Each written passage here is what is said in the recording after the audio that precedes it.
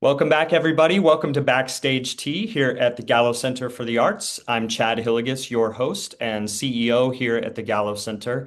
Thanks so much for joining us for episode 3 here of Backstage Tea with very special guest today, Brian Regan, who will be here at the Gallo Center coming up on Saturday, March 21st at 7:30 p.m. So please join me in welcoming Brian Regan. Hey, Hello, hello. it was weird that I happened to be available right after the intro.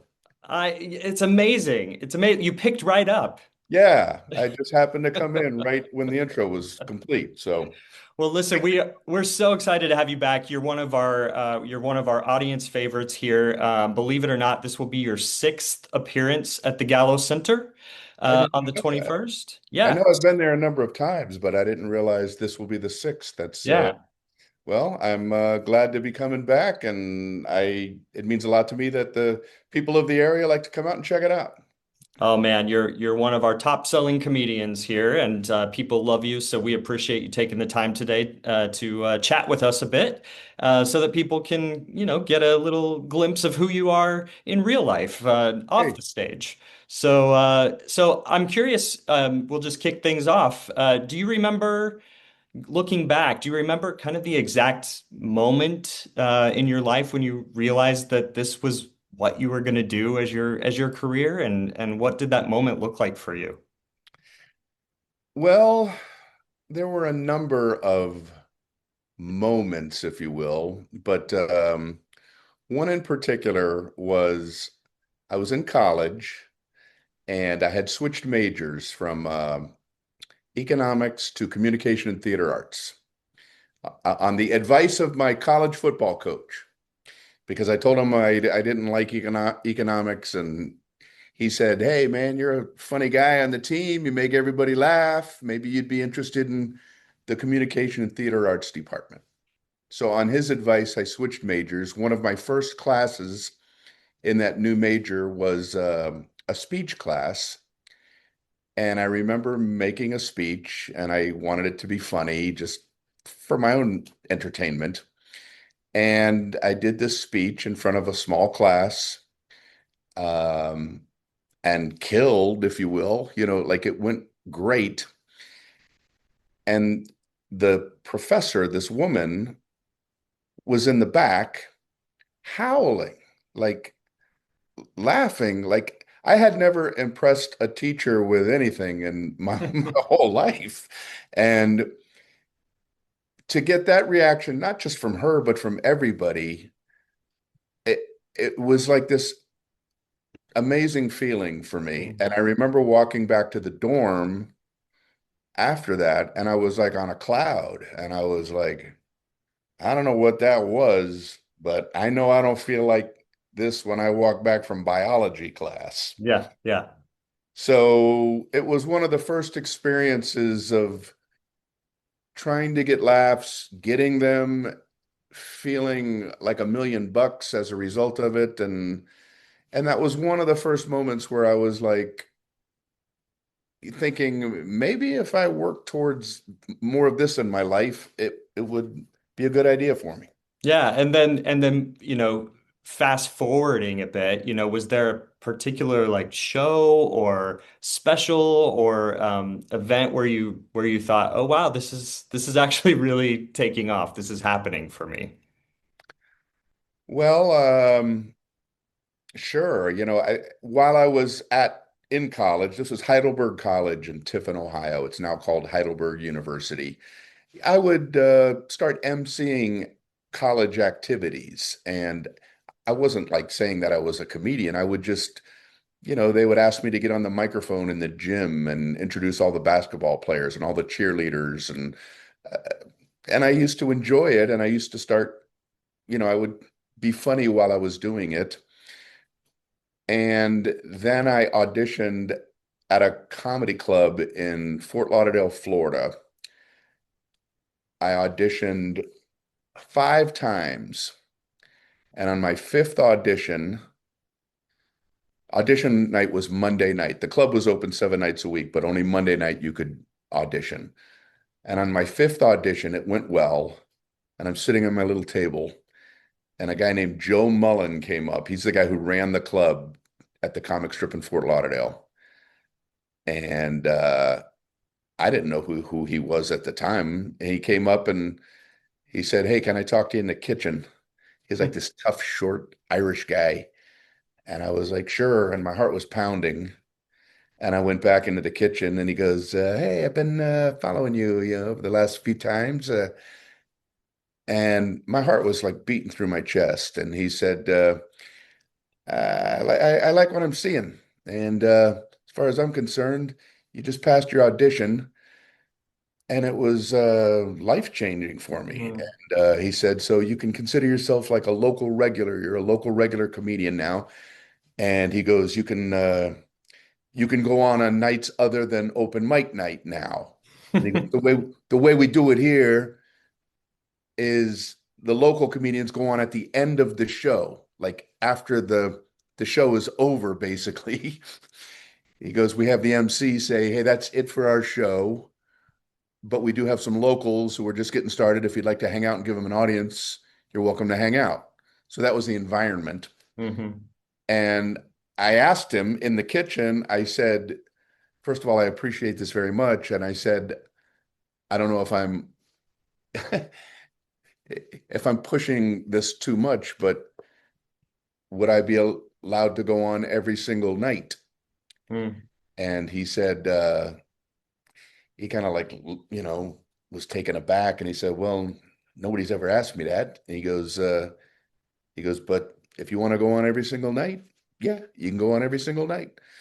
So I went on every single night for 2 years straight, Mm. um, to basically people walking out. I mean, that's Yeah. what it started like. I Yeah. would go on stage and people were walking out. Yeah.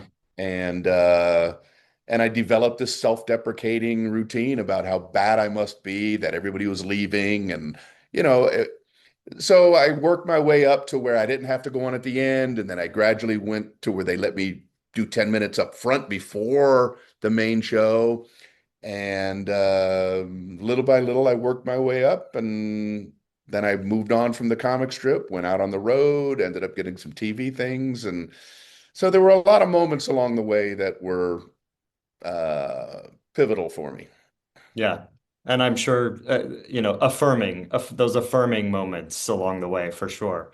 So, talking about your material and where that comes from, where do your ideas for new material usually stem from? You're known for really, sort of down to earth, everyday storytelling. But where do you pick that up?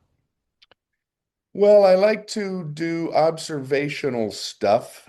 It's an overgeneralized term, but I like to throw in quirky stuff that isn't observational. So I want to be like a pitcher on the mound who occasionally is going to throw fastballs, but every once in a while is going to throw a screwball.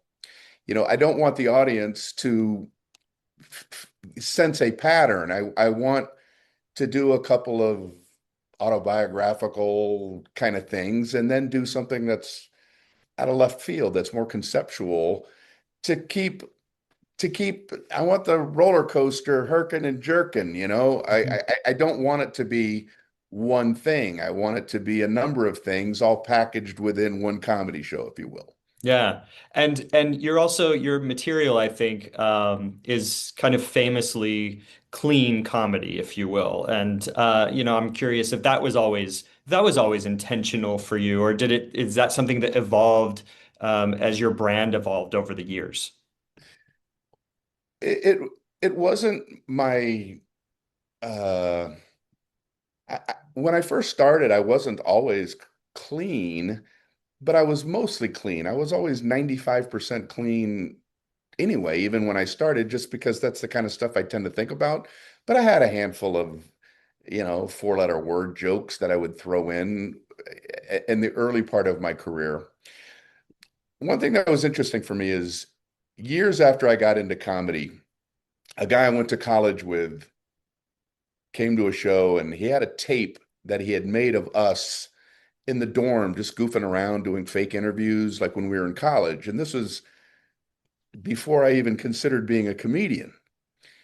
And I listened to the tape and it warmed me to like even in the tape, the other guy was always trying to make it dirty.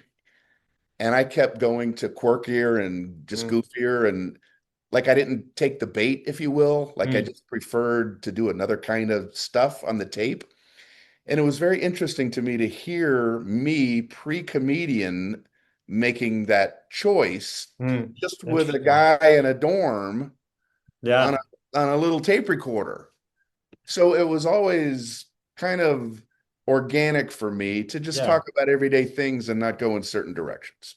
yeah, yeah, yeah. That's interesting. Where would you say the weirdest place you ever got an idea for a joke came from? Um, well, Does that come from, or maybe family members, friends, audience members even? a little bit of everything. I mean, Yeah. I have a routine about going to the emergency room, and 80% of it is true. You fudge certain things, you change things a little bit for the sake of a stand-up comedy routine. Yeah. But the comedy came out of a horrible event. I mean, I was in agony. I was in pain. I had this whole thing that I had to go to the emergency room for. And there's an expression in comedy equals tragedy plus time. And Mm, that means it doesn't have to be tragic like a death. It just means like it's usually an uncomfortable or awkward or goofy thing that happens. yeah. It's not necessarily funny at the time, but plus time, when you look back on it, you can look back and laugh. Right. So the emergency room thing is a perfect example of comedy equals tragedy plus time. While it was happening, I wasn't laughing, going, oh my gosh, this is going to be a great routine one day. Yeah. It was just a horrible experience. Yeah. Yeah. But then after I got out and then was reminiscing, and you put it together and you go, well, there were funny moments looking back on it. And so I would say going through something difficult like that and then getting comedy out of it is kind of a weird thing. Yeah. What's something that audiences might be surprised to learn about you off stage? I've gotten to know a lot of comedians throughout my career as a presenter and here at the Gallo Center, and I have found that huge generalization here, but I would say that for the most part, I've found that most comics are pretty quiet, introverted, and I'm curious how you would characterize yourself off stage. There's a lot of truth to that. I'm not like I'm much more quiet than people might expect, Yeah, because when you go on stage, it's like a light switch. You're turning on the brighter, I don't mean like smarter, but the yeah, the performance part of yourself, but it's only a part of me. When I'm off stage, I can be quiet, I can be sad, I can be down, and that's one reason why comedians like hanging out with comedians. And it's not so much because we're funny and we like to laugh, it's because we understand that we're not always funny. yeah, Like we get that about each other. And so it's much more comfortable hanging around with people who understand that, we're not always on. In fact, it's yeah, like negative when a comedian is considered on all the time. Like they're kind of annoying. Like if you're hanging out with them and it's like, hey, turn the temperature down a little bit. We're just chilling. Um, and so that's why it can be challenging hanging out with people who just meet you, who find out that you're a comedian, because they Say sometimes, something funny. Say something funny. yeah, they Yeah. mistakenly think that you're just going to Yeah. be a clown for them. Right, right. And it gets awkward. Yeah. They'll even say things like, well, you're not as funny as I thought you would be. And it's like, Thanks. I don't know how funny you thought I was going to be. Yeah. Yeah. That's great. What are you most excited about this current tour? You know, I mentioned it's going to be your sixth time here, but it's been a minute. It was 2023 the last time you were here at the center. So what are you looking forward to with this new show with this new audience, and how has this tour been going so far?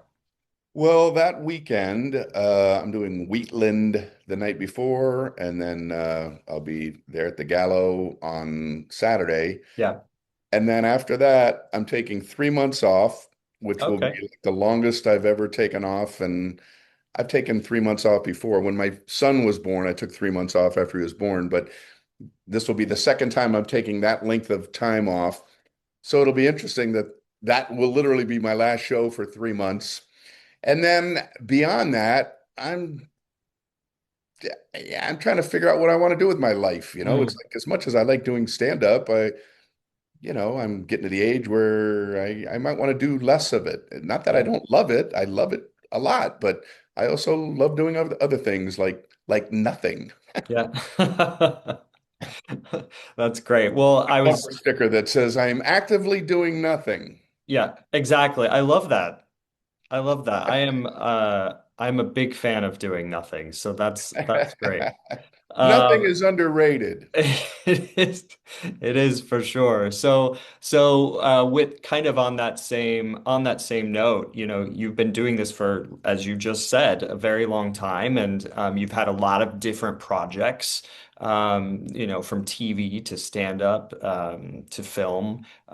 Do you have a favorite? And then I guess maybe the flip side of that question is, you know, what is it about your career that has kept you going?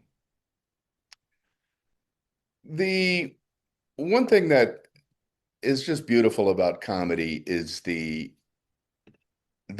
instantaneous feedback. I love being able to think of a joke during the day and know that I have a stage that night that I can try it on. And then right when you say it, how the audience feels about it. Mm, So many other projects, these other projects that I'm involved with, is these long-term things, before you ever find out if anybody thinks they're any good or not. But yeah, comedy, it's a quick thing, man. You think of it, you do it, and you find out. And I love how quick it is. And one thing I really like about comedy too is the reaction. A laugh is very rarely faked. You can fake a lot of things. People will applaud all the time after things they didn't really enjoy, but mm, people will not laugh at something they didn't think is funny.